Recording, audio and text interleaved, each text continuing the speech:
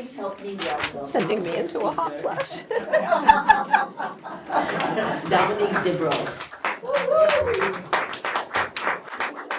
Thank you so much for being here. Thank you, Toastmaster. I'm so glad to be with you this evening, and thank you for having me.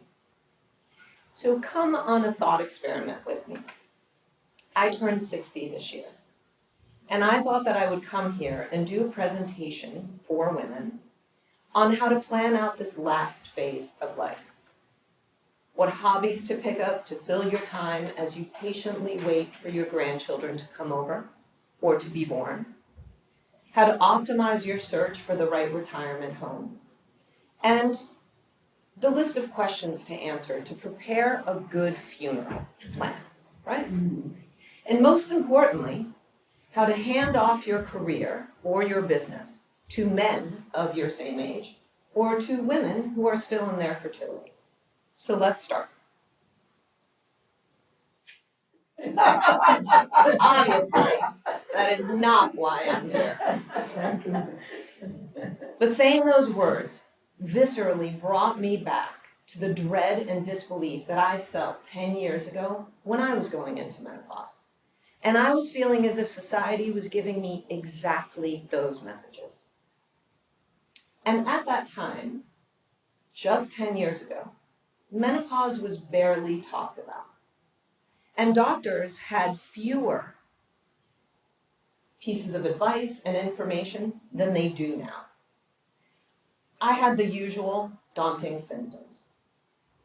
We all know them, love them.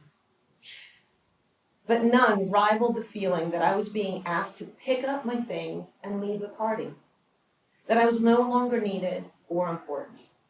And all the while, I had a growing feeling inside of me, like a light coming closer and closer, that the exact opposite was the truth. Coincidentally, at that time, my documentary director husband, Christopher Hensey, was working on a project interviewing doctors from the North American Menopause Society, now renamed the Menopause Society. So if he could help me find out more of the physical answers, maybe I could use those to shore up my crumbling emotions. So I asked him to ask questions. That didn't work out. The answers that we got were unfulfilling at best, angering at worst. One doctor said that they needed to treat menopause to fix nature's mistake. Does nature make mistakes? That phrase sent us down 10 years of a research rabbit hole.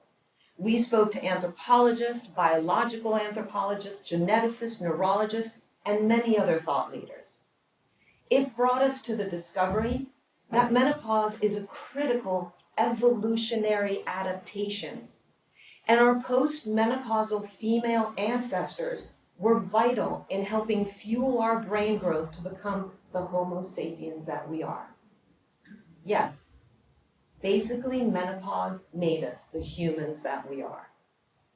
Around 2 million years ago, our ancestors began to habituate to fire, and that changed everything. Because cooking increased the energy available from food, and that supported longer lifespans and brain growth. But fire also required something new. It required us to stop and stay in one place. And maintaining a camp meant coordinating food preparation, protecting embers, managing proximity, resolving conflict, and sharing resources. In short, it demanded social organization. As lifespans increased, a new group emerged with early human communities, postmenopausal females. Free from the physical demands of fertility, these women were uniquely positioned to manage the social and logistical complexity of camp life. They became organizers, knowledge holders, food strategists, caregivers, and leaders. Groups with more postmenopausal women were better organized, more resilient, and more successful. This social complexity placed new cognitive demands on our species. Menopause, fire, and social intelligence evolved together, creating a significant physical change and a 3-time brain growth in a short time, a relatively short time of 20,000 years. Sorry, 200,000 years. Social. That and more is the journey that we tell in our film, Wise Women, Humanity's Untold Origins.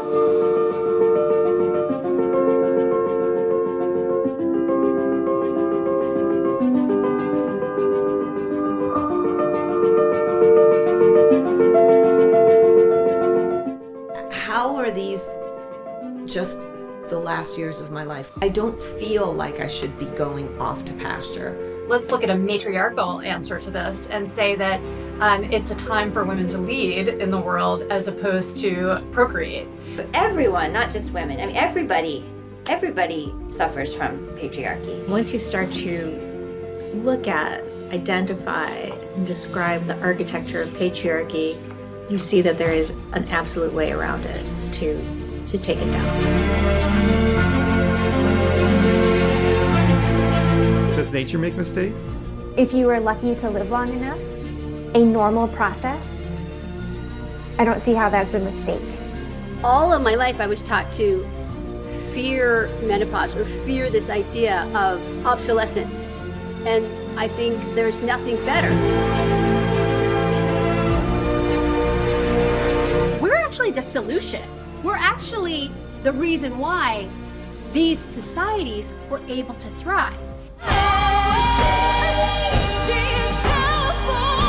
Men have been at this running the world thing for a good long time, and it's not going that great. She might not bite her tongue as much. She might be a little bit more forthright. It's as if a bomb goes off and all of those chains just fall away. Yeah, like my decisions are actually my own. You're talking about the victory of the crones. This is the phase when we see the big picture, when we speak without apology. This is the rise of the wise women.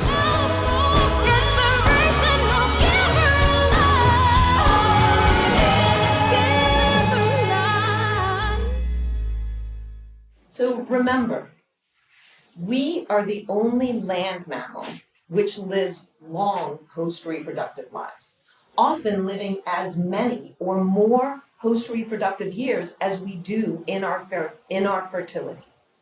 There must be a reason. The reason is that once we get off the hormone roller coaster, the feminine leadership capabilities, those natural capabilities of social organization, multitasking, nurturing, and community consciousness become laser focused and decisive. And we care more about the right thing to do than what people think about us. So this realization even helped me with my physical symptoms.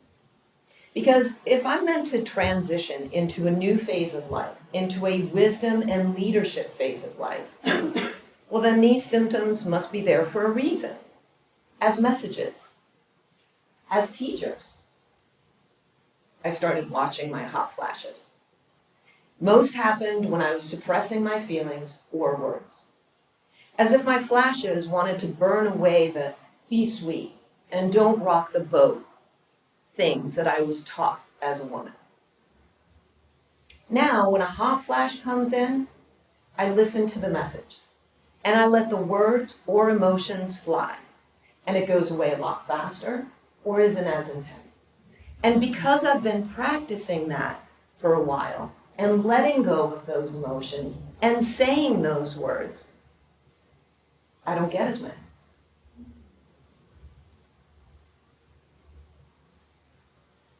So how about the rest of the symptoms, right? Well, studies show that post-menopausal women are more susceptible to heart disease, osteoporosis, Alzheimer's, and dementia. We know this. Well, there are nutritional, supplemental, and lifestyle habits that are potent preventatives to all those conditions.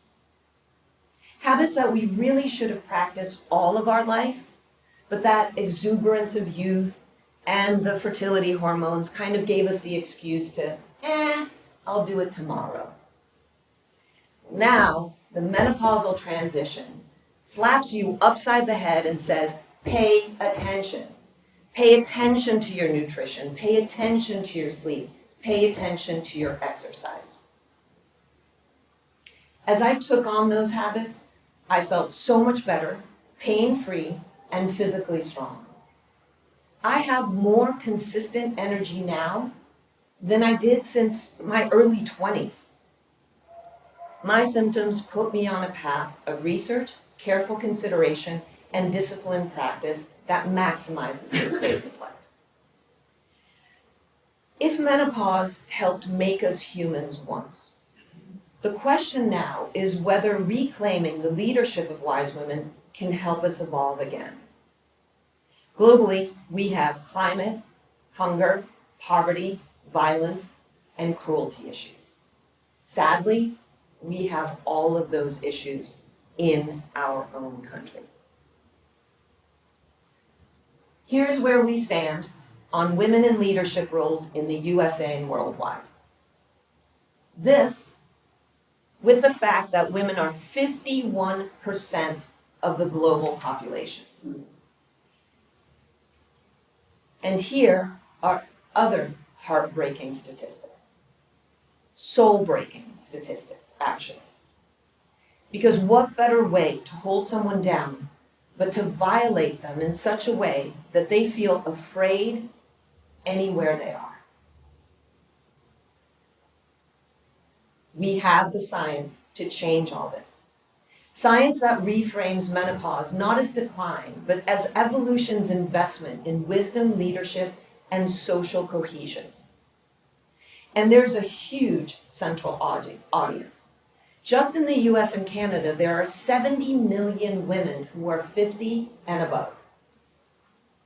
Our goal with this movie and the science in it is to culturally shift what moving past your fertility means. And also to give women the permission to listen to that natural voice inside that tells them that this is an amazing time of life. Do you remember that shampoo commercial that said, I told 2 friends, and she told 2 friends, and so on, and so on? Well, that was marketing that used the engine that women in community always fueled, right? Let's do that. Let's use that engine to pass this message wide and pass it loud. The postmenopausal phase for women is a time to share wisdom, to lead, to create, to start businesses, to nurture communities, and to change the world. And let's go back to the thought experiment that we started with. The decision to retire, take time for yourself, or spoil your grandkids is noble as well, if that is what you want to do.